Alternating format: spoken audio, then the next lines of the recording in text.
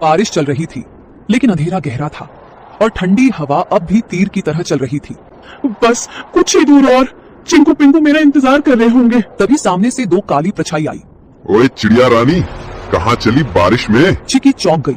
सामने दो शिकारी पक्षी रास्ता रोककर खड़े थे। आज तो किस्मत चमकी है, बारिश में भी नसीब ने हमें गरम गरम चिड़िया भेजी है। आज हम चिड़िया तुझे खा जाएंगे। अब चिकी चिड़िया के सामने यह नई मुसीबत आई थी। चिड़िया ने सोचा, इस बार में नहीं बच सकती, क्योंकि आज दोनों दरिंदे बदमाश इकट्ठा होकर आए हैं। मुझे आज बल से नहीं परंतु दिमाग से काम लेना होगा। उसके दिमाग में एक आइडिया आया।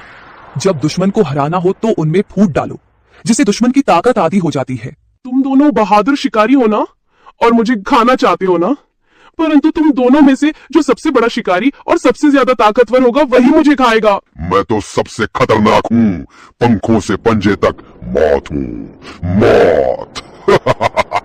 तेरी औकात नहीं मेरे सामने, मैं तो उड़ते परिंदे गिराता हूँ। तू मुझसे बड़ा शिकारी नहीं हो सकता। तो भेड़ो ना, दिखाओ असली ताकत। मुझे तो वही खा सकता है जो सबसे ताकतवर है। दोनों शिकारी जल उठे। कौवा उड़कर सुल्तान की ओर झपटा। सुल्तान ने पलटवार किया। सबसे पहले मैं तुझे खाऊंगा, फिर इस चिड़िया को। तू खा नहीं पाएगा कालू। दोनों एक दूसरे को नोचते हुए हवा में झगड़ते हुए नीचे गिर पड़े। दोनों की हालत खराब हो गई और बेहोश हो गए। चिकी इसी मौके का फायदा उठाते हुए चुपचाप वहां से जल्दी उड़ते हुए निकल गई। उसके मन में एक ही बात थी, बच्चों तक पहुंचना है, बस अब देर नहीं। चिंकू और पिंकू कांपते हुए बैठे थे। बारिश अब थम चुकी थी, लेकिन डर अब भी घोंसले में था।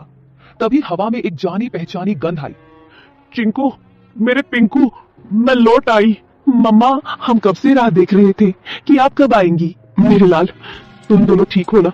डर तो नहीं लगा? बहुत डर लगा मम्मा, बिजली भी चमक रही थी। चिंकू बार बार बाहर देख रहा था। मैं तो कह रहा था ना जल जाएगा। बेटा, कभी कभी डर जरूरी होता है, लेकिन बहादुरी ये है कि डर के बाद भी टिके रहो। तुम दोनों ने बहादुरी दिखाई। पंखों में छुपाए हुए गेहूं को निकालकर मजेदार खाना बनाया और बच्चों को दिया।